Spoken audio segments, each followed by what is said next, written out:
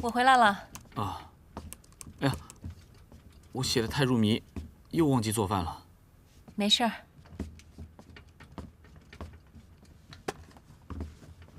我今天去商场遇到你们娱乐部的 Julia， 她说最近你跟丽丽在社内斗争的很厉害啊。没有斗争，就是有点不和谐。哎，我说的话你全当耳边风了。不要惹丽丽，惹上她你只有吃亏的份儿。你是新人，她是老编辑，虚心一点，不要锋芒毕露啊。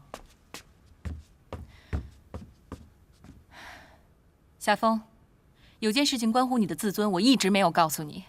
你知道你工作怎么丢的吗？你那200万的广告大单，是郭丽丽打电话让人转给陈爽的，还说我单纯没心眼。我再怎么单纯都不会认敌为友。不可能啊！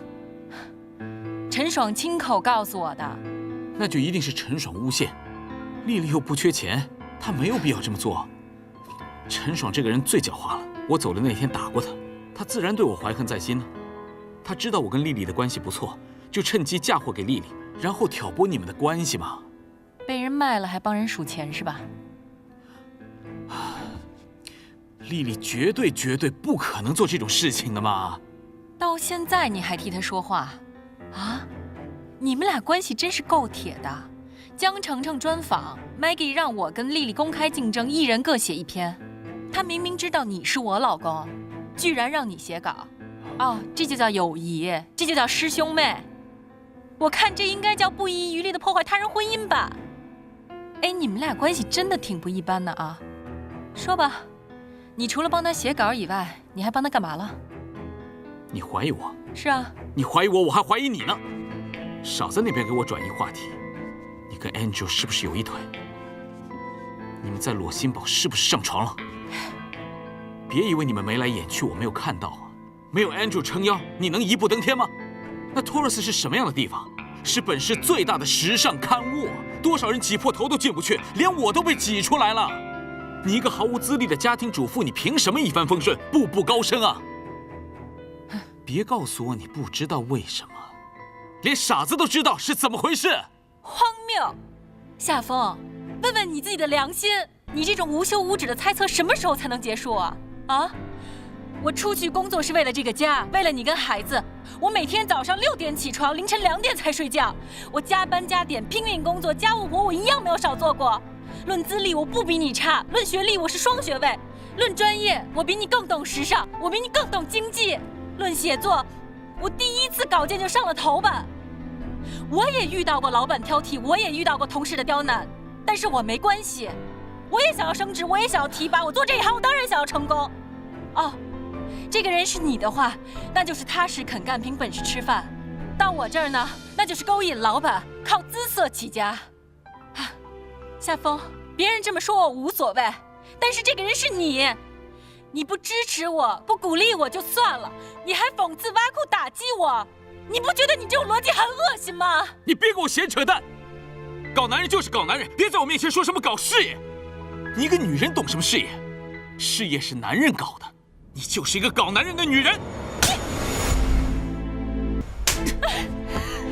你打我！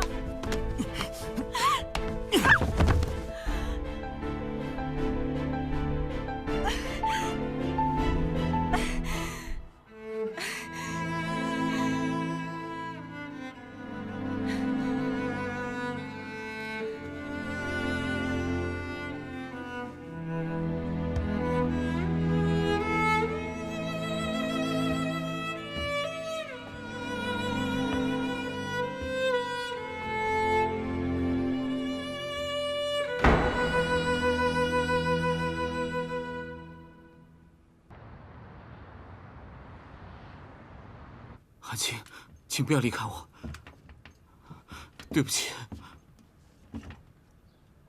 都是我的错，都是我的错，对不起，对不起，对不起，对不起，你不要我了，对不对？你不要我了，我活着干什么？我很找死吗？我很找死吗？你到底要干嘛呀？在你眼里，我就是一个没有用、吃软饭的家伙，对不对？我告诉你，我可以贫穷，但我受不了亲密侮辱跟歧视。但为什么给我这些的，偏偏就是我最亲近的人呢？夏风，你还记得当初我是怎么爱上你的吗？那时候的你用功努力，你惜我爱我。你现在还是那个你吗？啊？你如果还是那个你的话，我根本不会放弃你，但你还是呢？我一直都是，我从来都没有变过，变的人是你。对啊，我是变了呀。其实我们都在适应这个社会，你不能因为就你没变，然后就怪我变得太多了吧？啊！而且我就算变了，我也从来没有对不起你，我也没有背叛过你。但是你现在的所作所为，真的让我太失望了。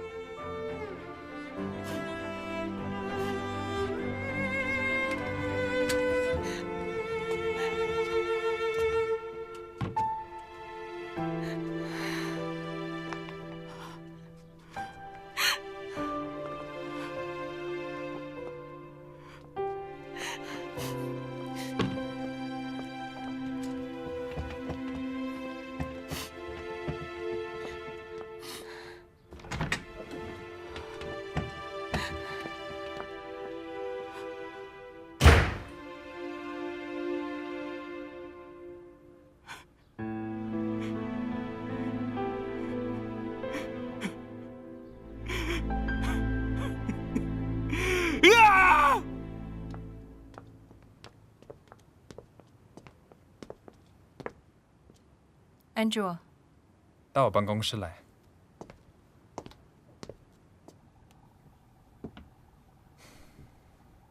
脸怎么回事？啊，没事啊，就是撞了一下。谁干的 ？Amber， 如果你在家里不开心，工作的时候也不会开心，反之亦然。你要学会保护自己。如果你需要帮助，一定要让我知道。我不需要啊，我真的没事儿。如果你遇到了家暴，我建议你报警。哪儿有家暴啊，安柱，你想多了，真的没事儿，真的没事儿。暴力是一种病，就像癌症，不是说你不希望他有，他就不会来。Andrew，谢谢你的关心，我自己真的可以处理好这些事情。如果没有其他事情，我先出去了。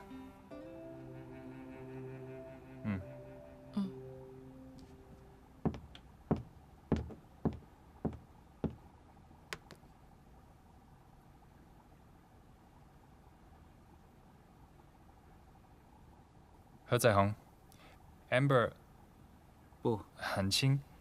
今天上班，她脸上跟手上都有明显的伤痕。我认为她有70%的可能遇到了家暴。正好，我马上就到了。今天怎么没有空来找我呀？走，吃饭去。吃什么饭呀？你这脸，夏风干的。你到底要被他欺负到什么时候才算完呀？不行，我找他算账去。哎呀，这是我自己的家事儿，能不能让我自己解决了？彩虹，对不起，我就是不想把事情闹大。你都这样了还不算大？你干嘛要出人命了才算大吗？行，我可以不去找他，但是为了你的人身安全，你从那儿搬出来，不能跟着暴徒住一块儿。哎，我最近真的是每天工作压力就很大了，回家又看见他那个态度，我确实是挺寒心的。我也不知道我自己做错了什么。你能不能不要一出事儿就把责任往自己身上揽呀？你半点错都没有，要硬要说错，就是错在你一直忍让，滋长他这种猖狂。夫妻之间那都是要互敬互爱的。你看看你现在这个脸，敬在哪儿，爱在哪儿呢？行了，你今晚别回家了，你把多多带着上我们家去，让我妈好好说说你。一出事儿就老去你家，那也不是真正的解决办法呀。哎呀，走，吃饭去，吃饭去。哎呀，哎呦，你现在怎么越来越像你妈了？哎，我跟你说，唠叨的。你回去还是要和夏风好好谈谈。哎呦，知道了。这个陈爽真是够恶毒的，这分明就是一箭双雕嘛。幸亏你来找我核实，不然就要被他给耍了。我跟他同一年分到广告部，每次我拉的订单都比他高，也许他是嫉妒吧。这个小子之前透露过好几次想要追求我的意思，都被我毫不犹豫地拒绝了。估计怀恨已久，这件事情你要好好跟韩青解释解释。他根本就不信。我记得我离开托尔斯那天，你还来找过我，你问我需不需要你帮忙找工作。如果真的是你干的，犯得着说这些话吗？更何况后来你还借了我这么多钱。丽丽，你一直是帮我的，我心里明白。可是韩青，我真的是越来越不了解他了。自从他去托尔斯上班，就好像完全变了一个人似的。哎，我在托尔斯干了几年，都没像他在那边干了1天变化大，好不好？有些女人啊，在受到诱惑之前就是一张白纸，可一旦诱惑出现了，就什么颜色都出来了。你的老婆呀，最近跟我们的 Andrew 走得很近呢。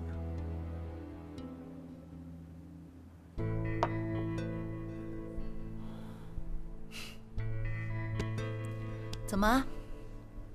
很受伤吧？知道吗？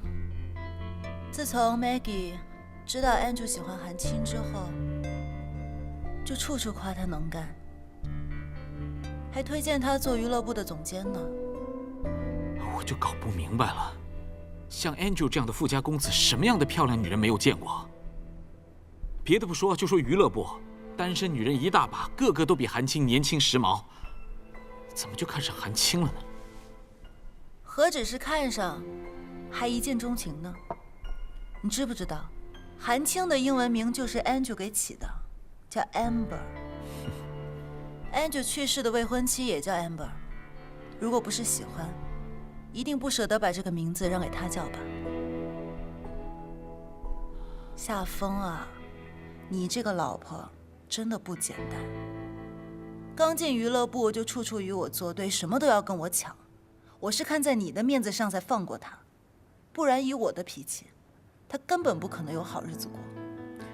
我了解韩青，他也不是那种会争斗的人，他对你构不成威胁的。你真的是太小看他了，绿帽子戴在头上，还替他说话。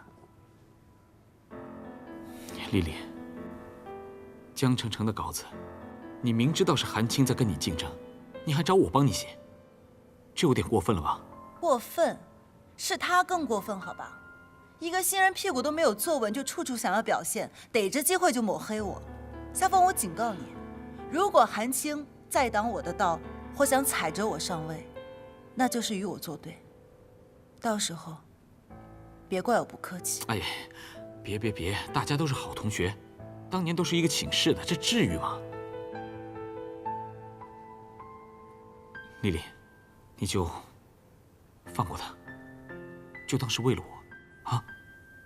代价是做他砧板上的肉吗？我凭什么要站在你这边？夏风，如果他再继续跟我作对，那就别怪我连你也不认得。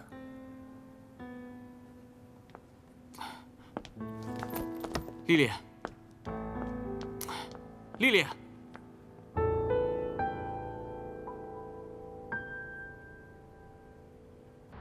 Maggie 的意思是说，米兰时装周这次会有很多明星会来，所以呢，主刊会进行重点报道，公众号这边也希望你配合。主刊会以图片为主，外加一些时尚分析。公众号这边，我觉得 Andrew 让我做这个公众号的时候明确表过态的，公众号的内容和设计由我全权负责，不需要你告诉我该怎么做。是由你负责执行，但是审批这块儿之前是交给 Andrew 和 Nicole 的。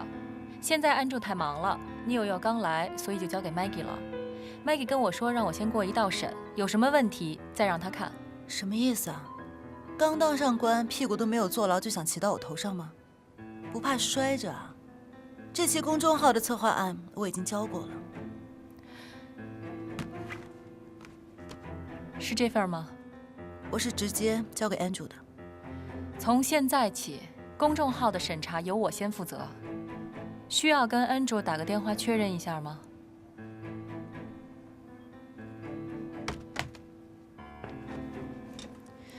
这期公众号要配合主刊进行米兰时装周的宣传。主刊呢会侧重于中国的参展服装团队，还有明星专访。公众号这边可以侧重于明年的时尚流行趋势，还有艺文趣事、明星八卦。当然，你策划的内容还可以有，只不过就多加上我说的这几项内容而已。我们之间并不矛盾。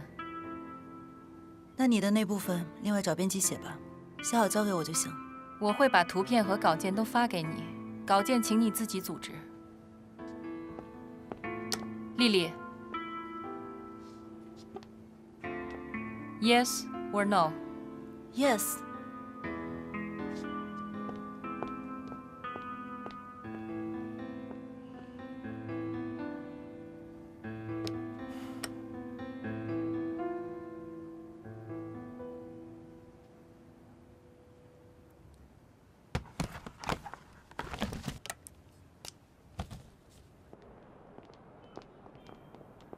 夏风，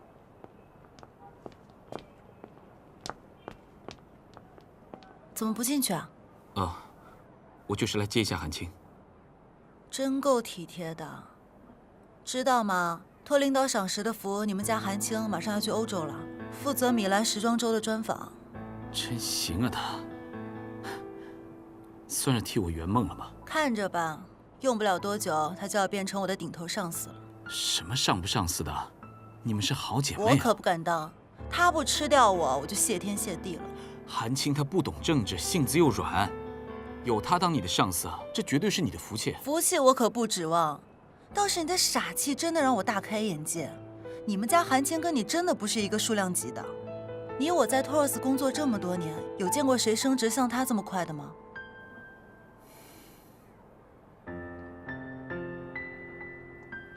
我先走了。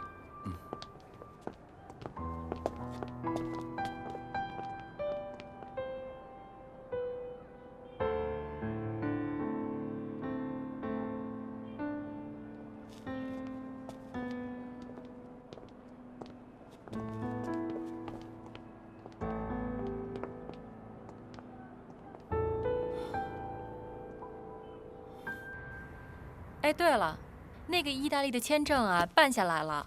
我下个礼拜要跟 Andrew、Neil 还有 Maggie 一起去米兰时装周待4天。这种时装周都是世界顶级品牌跟头号设计师们聚会的地方，就算是 Andrew 也不一定要得到票。你们去这么多人，有座位吗？就 Andrew 和 Maggie 有座位，我们呀也就去看看大秀。时装发布会有几百场呢。听说今年中国有几个女装品牌去了呢。哦，对了，还有几个明星。我们呀主要是去感受一下明年的春夏流行趋势，顺便呢再拍拍照、采采风。这丽丽对时装这么有研究，在娱乐部的年资也比你长。每年这种事她都是最关心的，怎么不叫她去，反而叫你去了？哎，你站哪边啊？我是娱乐总监，好吗？那比他们新媒体部门大多了，我去是名正言顺的事儿。哈，夫人高升了啊，官腔都开始冒出来了。我还涨工资了呢，开心吧？哼，开心。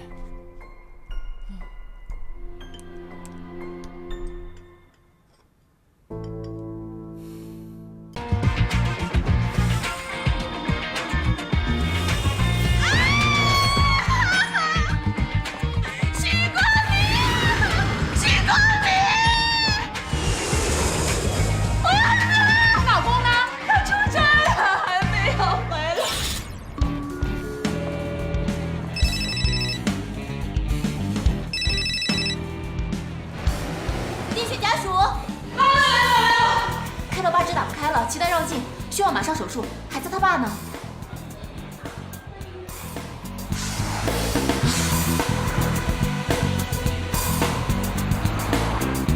签字。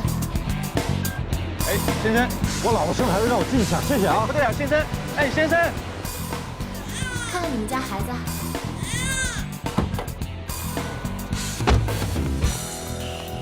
还有啊，孩子头一天就可能排便，拉出来是绿色的，不用紧张，因为孩子啊在母亲的子宫里吃到的都是羊水，回头啊拉2次，吃了奶就正常了。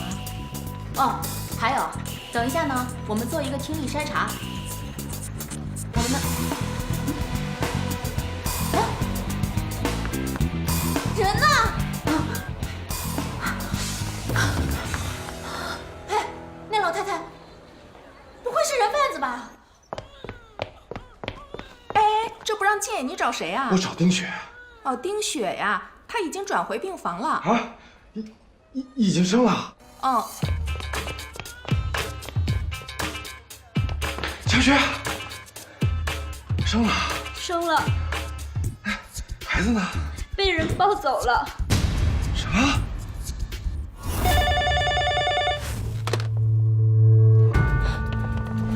孩子确定没抱出医院，监护室看了，没出去呀。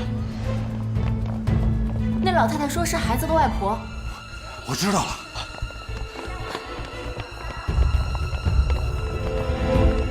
哎，等一下。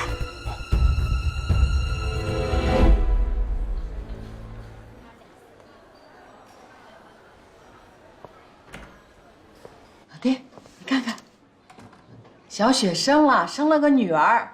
老爹，睁开眼睛看看。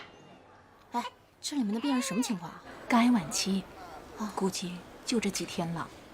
老爹，走吧，我们有外孙女了。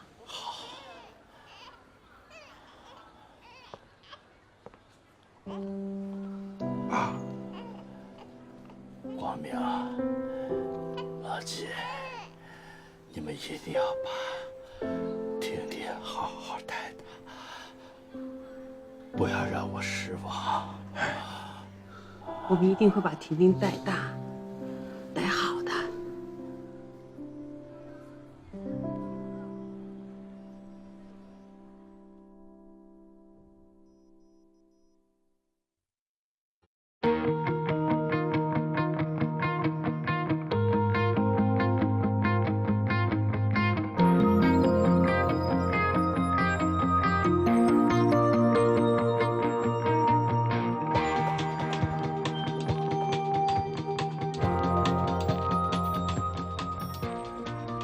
915项目研究到了关键时期，马上就要进入临床试验阶段。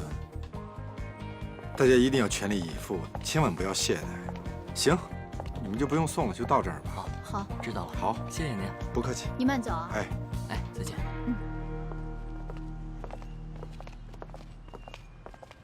徐老师，915项目可救了我们公司的命啊！明天想请你去滨城开个论证会。学区房的事情搞定了，您看一下协议吧。不用看了，你辛苦了。同样的欢乐，给了我们同一首歌。什么事儿啊？好事儿。什么好事情啊？给你看张照片。看照片？那天跟你说好的，王老五，钻石的。哦，我告诉你，我不看，不看。那程向红早就想看，我还不给他呢。看一下，看看怎么样？60出头，但是你看人家面相，说50都有人信。人家呀是法律专家，全国好几所大学的客座教授，怎么样？动点心没？不可能。我说，这老丁你走了7、8年了，该考虑了。什么7、8年？走了才6年，6年也不短了。就你这身子骨，蹦跶20、30年，一点问题都没有。那你总一个人太寂寞了吧？我有伴儿。谁呀？他，就是我的伴儿。那孩子总归是要长大的。我就是姥姥的伴，姥姥不用再找别的伴了。哎呀，把姥姥说的心里，哎呦。姥姥，我吃饱了。好，吃饱了，去看动画片。好，动画片。这个孩子就是不爱喝汤，跟你小时候一样。妈，你快坐下，我们有事要跟你说。你说。你说。你的主意。我说不合适。那我说就合适了。行了，不用说，我猜都猜得到。有了，怀2胎了。哎呦，什么乱七八糟没有的事儿！哎呀，你快说嘛。行，我说。啊，我跟您说这个话呀，您可沉住气稳住了，别吓着你。你像不像个大男人？这么一点事情磨磨唧唧，磨磨唧唧，哎呀，太费劲了。说吧。是我跟小雪啊，我们俩准备离婚。怎么回事你？离婚这种事情你是说着玩的？你听我跟你解释嘛，是这么回事儿。光明的研究所不是跟一家医药厂合作吗？那个老板还有个房产公司，开发了个学区房，刚开盘就卖光了。但是啊，他们私下留了几套，等着升值，答应原价卖给我们1套。所以啊，我们要再买1套房子。我想请问你，你这套房子你才买了几年？你住了几年？你要买房啊？那可是重点小学的学区房，我们这样做还不都是为了婷婷啊？为了婷婷，你别再跟我提什么离婚。哎，就算是原价也必须贷款，首套房贷款要付3成，2套房呢要付7成呢，就这7成。我们也拿不出来啊，所以只能委屈一下，去办个假离婚。也就是说，首先是为了要贷款，贷款是为了要买学区房，对，所以才需要假离婚，谁让你去干这种不着调的事情？我就说了，别跟你说。婷婷知道了呢？我怎么可能告诉婷婷啊？你要不说，她怎么会知道？反正事情我跟你说清楚了，这件事情呢，我们得抓紧办，过了这个村就没这个店了。行了行了啊。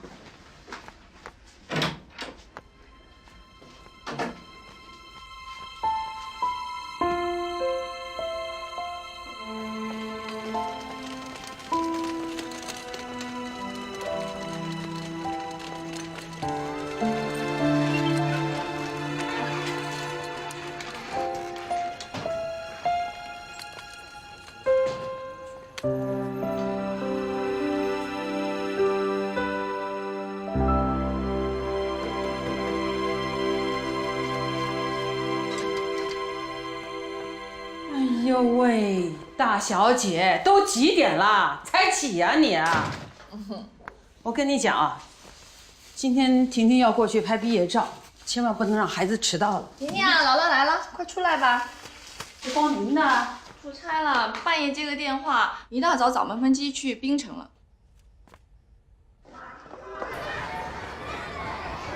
妈，哎，我们商量了一下，等光明回来就去办。办什么呀？昨天跟你说的事儿啊。我再跟你说一遍啊，你昨天说的事儿我不同意。这是我自己的事儿。我是你妈，我不是小孩了，所以不能做傻事儿。干什么去啊你？哎呀，我们单位讨论京津汇演的事儿，一会儿你把婷婷带回去。不是去民政局吧？光明在槟城呢，我一个人去民政局旅行啊！哎，行了行了，你别管。来，1、2、3。这次给的预算，大家都知道，就这么点钱，肯定从各方面都要精简人员。至于哪些人能参加这次进京汇演，艺委会敲定了，自然就会公布出来的。到时候没去成的，希望能体谅一下我的难处。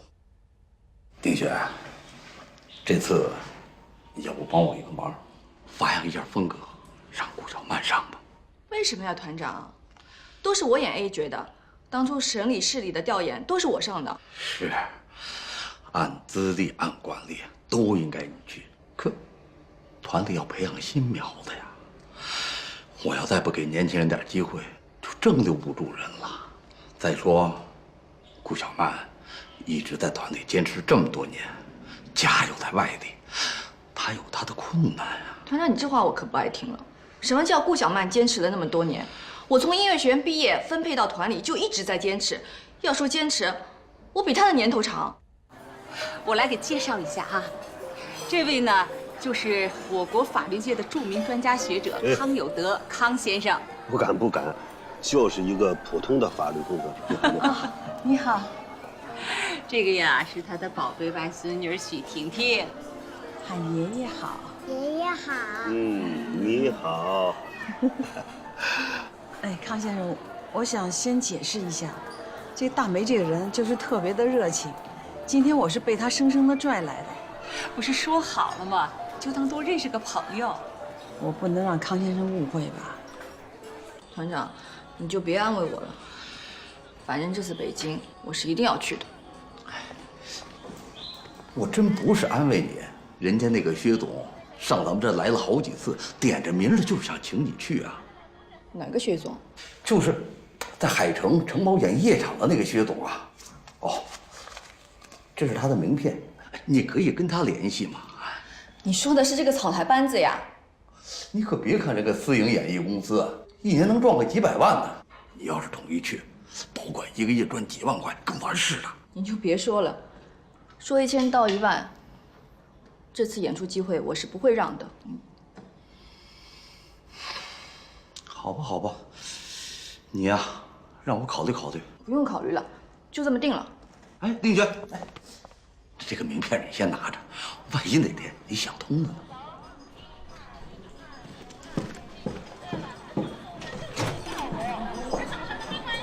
什么人？你是团长还是我是团长？咱们自己也知道啊，这上了岁数呢，人的毛病就多，很多事情你看不惯，但是你还想说，可你说了吧，就惹人家不高兴。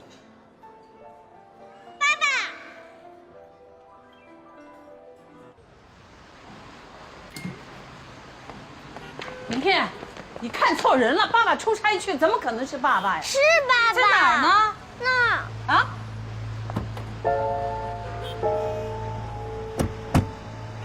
方明呢？出差了。昨天半夜接个电话，一大早早班飞机去槟城了。哪儿的？是婷婷她爸爸吗？梅姥姥，那是我爸爸，刚刚坐车走了。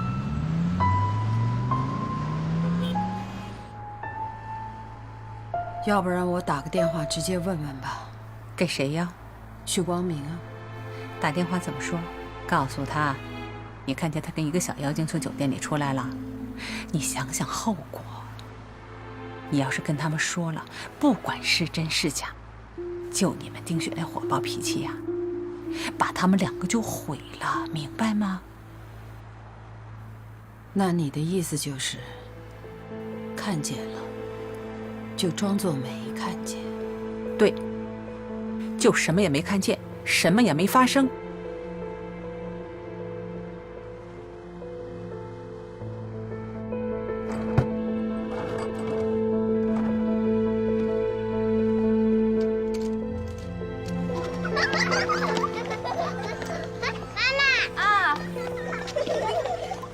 丁雪回来啦！啊，梅阿姨。啊，我妈呢？回家取点东西，让我看着婷婷。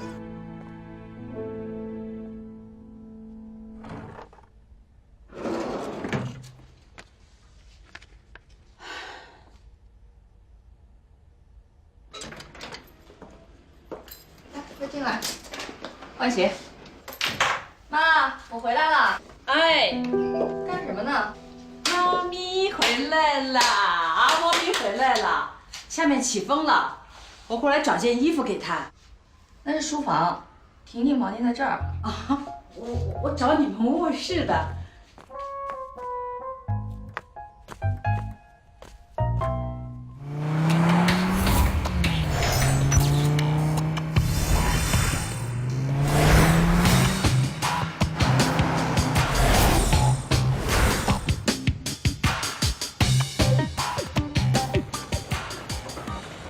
徐老师，就这儿。这么快啊？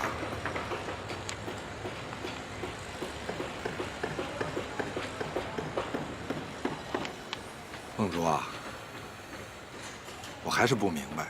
你看你大学这些年，带过你的老师不少，我既不是你的班主任，又不是你的毕业论文导师，这种好事儿，为什么落在我头上呢？因为您在我的心中与众不同。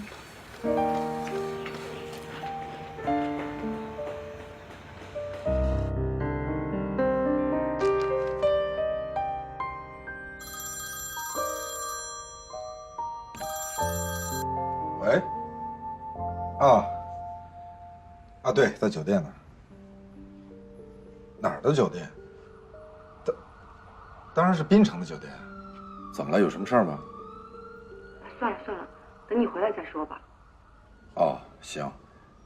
我明天就回来了。好。哎。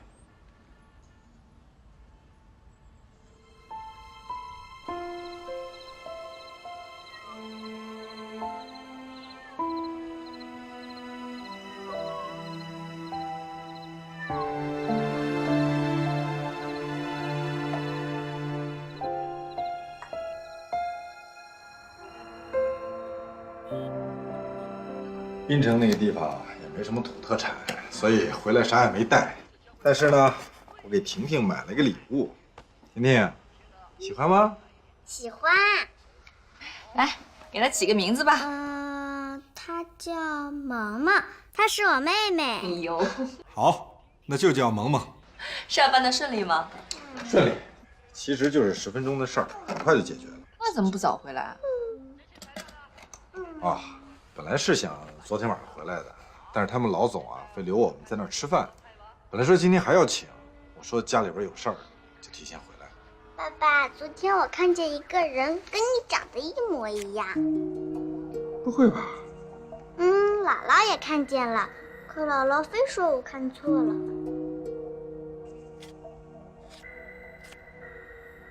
真的？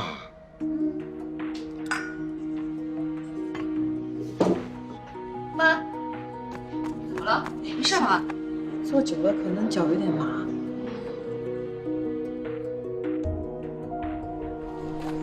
妈，怎么了？你是不是生气了？没什么，妈有点不舒服，我想回去睡一会儿。不舒服，那你上楼。我说你这个孩子你就是个糊涂蛋。你把话说清楚了，我怎么了？你就是个糊涂蛋。你今天是不是脑子出问题了？对，我脑子出问题了。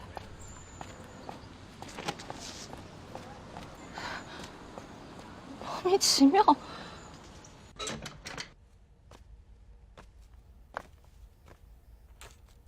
回来了。婷婷睡了。来。妈今天怎么了？不知道呀，莫名其妙的。哎，你说他是不是更年期没更完呢？对了，你见了那边老总，他们怎么说的？房子的事情没问题吧？没问题，说好的事情怎么会有变化呢？行，那我们下午就去民政局吧。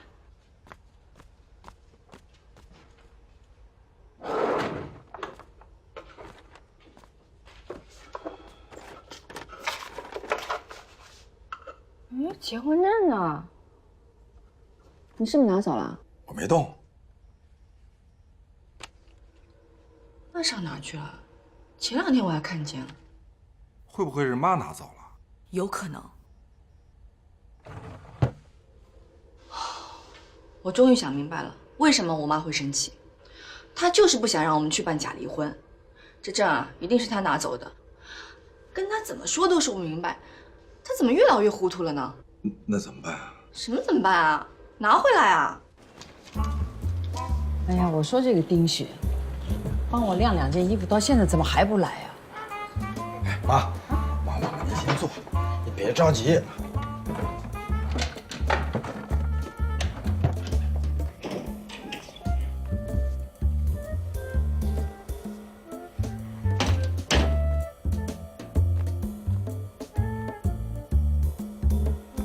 那婷婷，你帮姥姥点吧，肉排。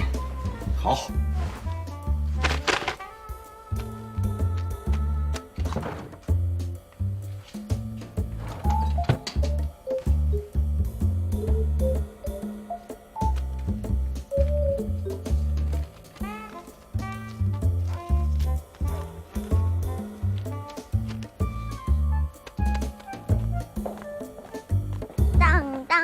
当当当。婷婷，来，婷婷。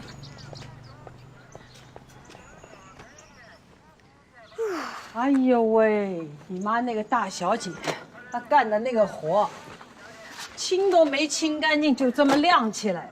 哎呀！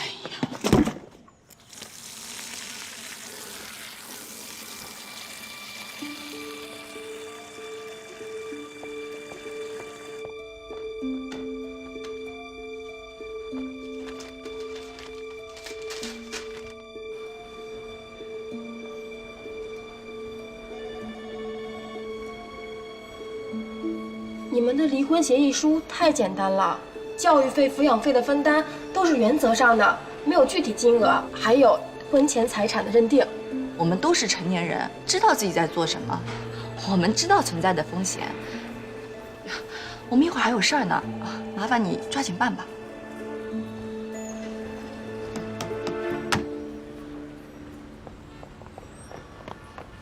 爸爸妈妈，婷婷。妈，怎么？你们已经是进去，把你们的结婚证给我换回来。妈，你干嘛呀你啊？别激动，你听我解释。我不要听，进去把那个结婚证给我换回来。你以为过家家呢？这个结婚证人家收回去就作废了，拿回来也没用。你说的好，你以为过家家呢？那好啊，进去，马上去办复婚手续。哎呀，妈，你干什么啊？我们刚办完离婚手续出来，现在进去，人家以为我们存心捣乱呢。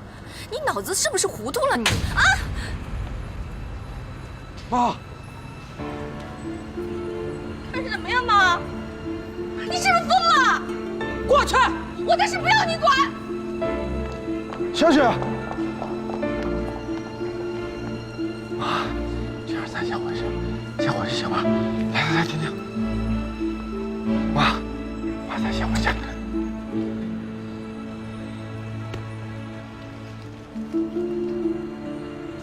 走，快！妈，别生气了，你先喝点水。婷婷，你先到屋里去玩会儿，爸爸跟姥姥说点事儿啊，快去。快去吧，把姥姥的包拿进去。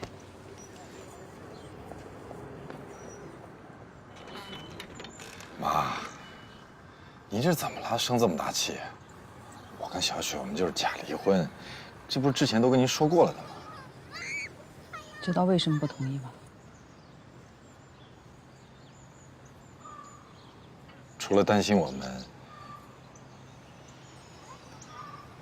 不会是因为我出差的事儿吧？那一天我跟婷婷在宾馆里看到的，那个人真的是你呀？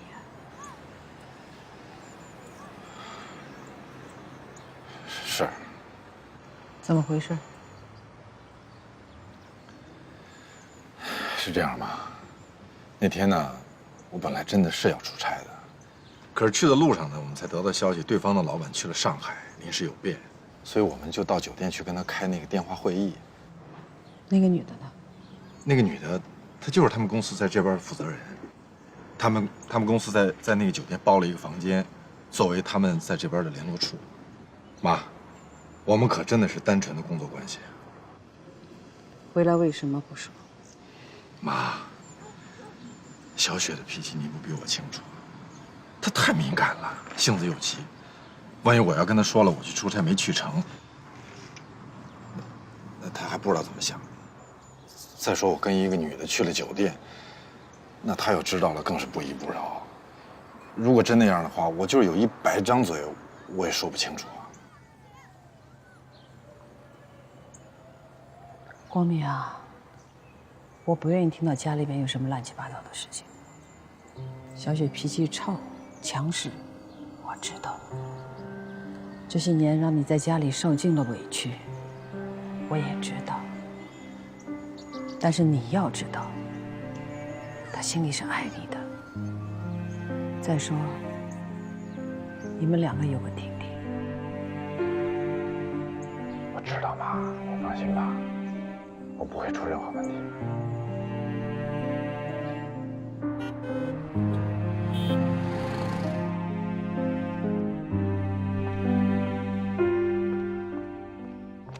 你在家还坐得住呀？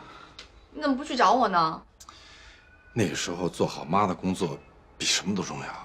那应该给我打个电话。我打了呀，你关机了。我后来开机了。我长那么大，我妈还从来没打过我。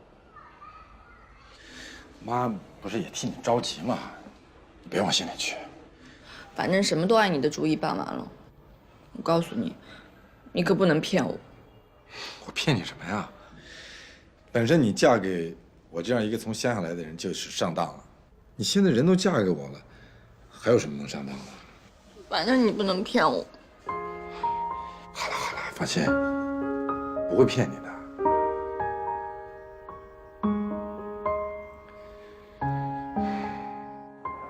你们单位真是的，买房子不给大产权，孩子上学还得办居住证明。你呀，赶紧把咱们的学区房搞定，听见没？行了，那你去吧。哎，你不跟我一块去吗？我今天单位还得开个会，今天啊，正好能碰到他们公司的人。我想可以的话，就赶紧把那个购房合同给拿回来。这事儿咱们得抓紧，免得夜长梦多。哦，那我走了啊。啊。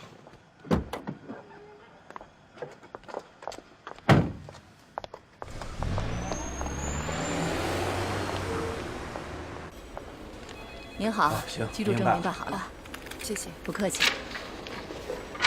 哦，对了，洗手间在哪里？出门往右走。谢谢。好。那天酒店的事儿，你姑爷解释清楚了。啊，那他怎么说？光明说那个女的本来就是冰城那边的一个经理。那一天，他临时取消了一个什么出差计划，留在这儿开一个什么网络会议。不管开什么会，应该是在办公室开，跑酒店开什么会呀？许光明说联络处就设在酒店里头。妈妈，耶，妈，你怎么来了？你刚才跟梅阿姨说什么呢？我俩没说什么，真的没说什么，真的没说什么。婷婷啊，你告诉妈妈，那天姥姥带你出去玩，你说你看到爸爸了，是真的吗？是真的，姥姥也看见了。姥姥说那不是，偏说我看错了。那你觉得你看错了吗？我没看错，就是爸爸。爸爸和一个阿姨在一起。妈，你从小教育我做人要诚实，不能撒谎。那你现在告诉我，是婷婷在撒谎，还是你在撒谎？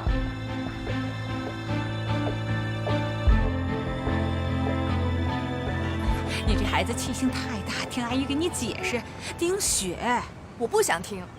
你就是生气也得搞清楚什么原因，搞清楚生气的对象吧。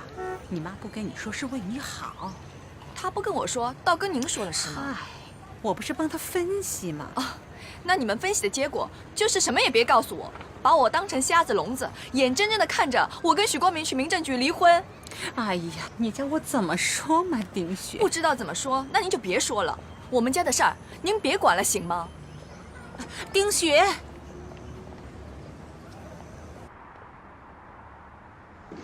讲得真好。可是我捡到临床的时候，我看你皱眉头了。我怕我们等不及啊。可是临床试验是必须的。可是时间要是那么久的话，我们根本等不起啊。等得起等不起都得等，这是国家的规定。这事情是可以变通的吧？没什么好变通的，这是药物，这是要进入到人的身体内部的，这是用来治病救人的。可药它也是商品啊。就算是商品，它也是特殊商品。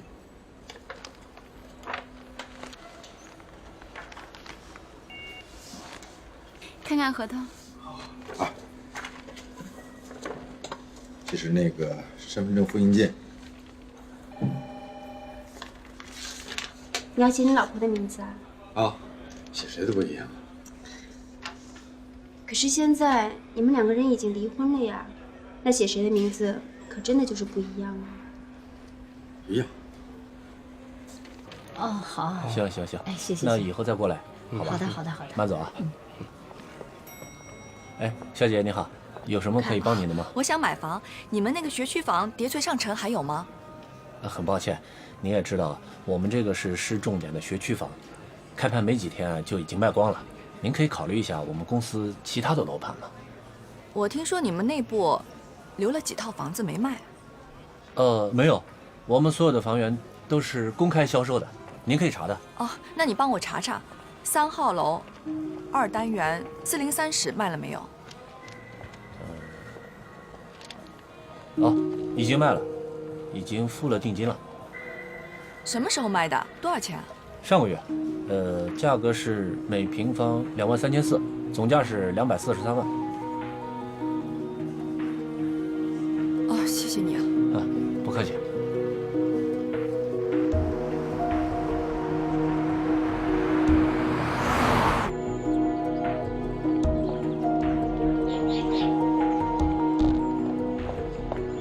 许光明，许光明，许光明呢？这是在跟我说话吗？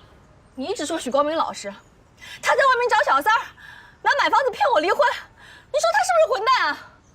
当初我怎么劝你的？别去办什么假离婚，你不听啊！这我还得问你呢。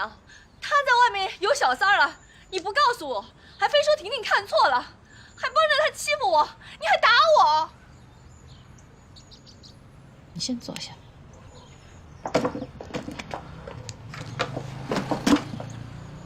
孩子啊，我打你是因为你太糊涂。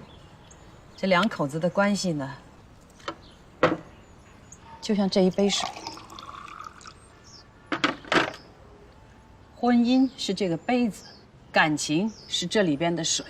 感情再好，没有这个杯子，那这杯水洒了。今天你们手里拿的2个小红本儿，就是这个杯子。有了这个杯子，你们才是夫妻，才可以踏踏实实的在一起过日子。可我跟许光明，连杯子带水都没了。我去售楼处刚刚问过了，人家整个楼盘都卖光了，一套都没了。你在说什么？他就是骗我离婚，在外面有人了。许光明，你给我来这套是吧？偷听？是我让他在里头躲一会儿的。妈不让我出来，就是怕咱俩吵架。可是你这么说，我实在听不下去。许光明，你是不是有小三了？什么小三儿？你胡说什么呀你？妈跟婷婷都看见了，你跟小三在一起。这事儿我跟咱妈都已经解释过了。现在我跟你再说一遍，那个女的，她是我们单位合作公司在这边的负责人。我们那天去酒店是临时改变了行程，去跟他们老总开电话会议，回去解决问题，忙到半夜，我根本就回不来。当时很多人呢，不信你一个人去问。我光明正大，我干干净净。干干净净？那你怎么不告诉我呀？我不告诉你，我是怕你瞎想。因为你根本就不老实。行了，坐下来。你们是需要心平气和的把这件事情讲清楚。妈，不是我不想讲清楚，之前我也跟您说了，可是你也看见了，不管我说什么，他不相信我，这是关键。比如说这次，我只要跟你说没去成，回家必然是这种。你会问，你不是去槟城出差吗？怎么又没去了呢？你是不是有什么事瞒着我呀？现在又蹦出来个什么小三儿？因为你可疑啊。你有完没完？没完，我就是没完。我告诉你，你要是再这么没完没了不讲理，我跟你就真没什么好说的了。许光明，你就是居心不良。我居心不良？我居心不良，咱俩现在都离婚了，我还在这儿费什么时间跟你废什么话？承认吧，承认吧，你就是拿买房子骗我离婚的，你承不承认？丁雪，我告诉你，咱俩结婚这么多年，我一个事儿也没骗过你。你要再像这样胡搅蛮缠、不讲道理，我看咱俩不如就真的离了算了。你爱怎么着怎么着吧。许光明，你混蛋！你无情流氓，你就是大骗子！你要是不要我了，你直接就说，你不让我听听，我会缠着你吗？拿买房子骗我，什么便宜的学区房？你这个大骗子！这是合同，就等着你签字呢。你看看，你看看是谁的名字？我骗你？我什么时候骗过你？我告诉你，丁雪，我看咱俩也差不多就到这儿了，你不可理喻。妈，我还有事儿，我先走了。你赶走！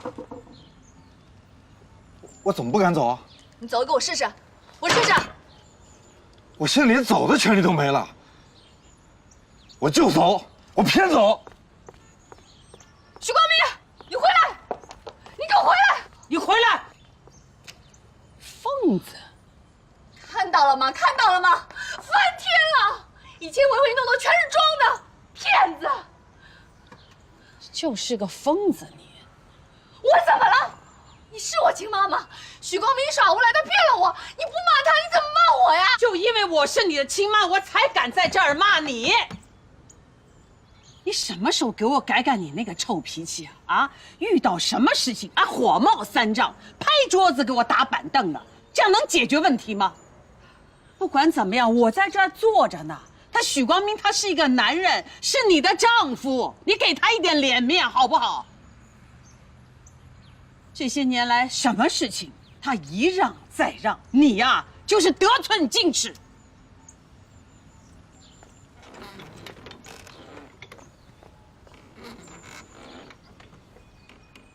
怎么全是我的错呀？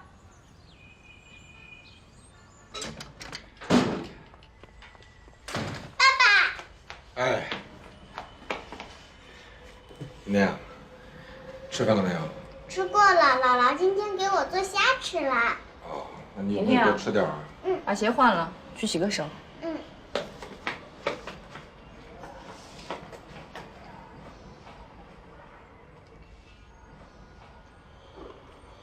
许光明，等房贷办下来，你还打算去复婚吗？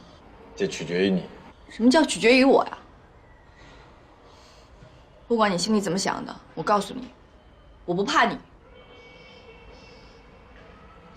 是，你怕过谁呀？怕也就只有别人怕你的份儿。你什么时候变得这么有骨气了？我有骨气，我一个乡下人，攀上你这个高枝儿，连我爸妈现在都不敢来看孩子。你不仅有骨气了，还长能耐了，把我妈说的团团转，到处都向着你。这叫公道自在人心，孰是孰非，所有人心里都有数。行了行了，我说不过你。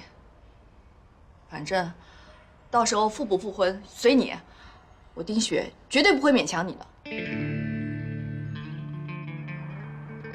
终止合作，他们施仁教育怎么能这样啊？这眼看着就要进入临床了，他们怎么能说撤就撤呢？撤就撤。家有梧桐树啊，不怕招不来金凤凰。哎，史密特知道吗？知道，全球10大药企之一。怎么了？实话告诉你啊，他们呢非常想跟咱们合作，而且啊条件诱惑得多。所长，王明啊，你不当家呀，不知道柴米贵。史密特公司开的价钱和条件，那都很不错的。这是我的项目，我不同意这么干。王明啊，虽然这项目是你研发的，可经费呢，那是所里提供的。准确的说，这个项目应该是所里的。常香红29票，王炳顺15票，齐淑兰47票。恭喜齐淑兰！慢着，齐淑兰的家呀，没有资格拿这个奖。常阿姨，你可真会开玩笑。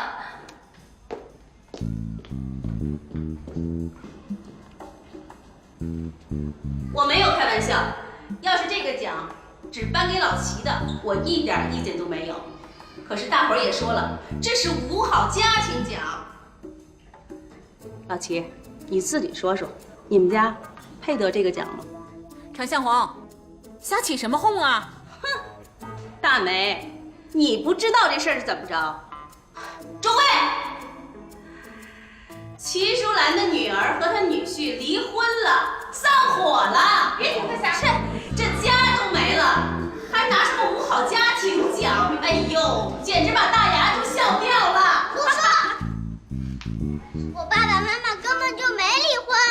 呦，你小孩子家家的知道什么呀？不信问你姥姥。你胡说！哎，这孩子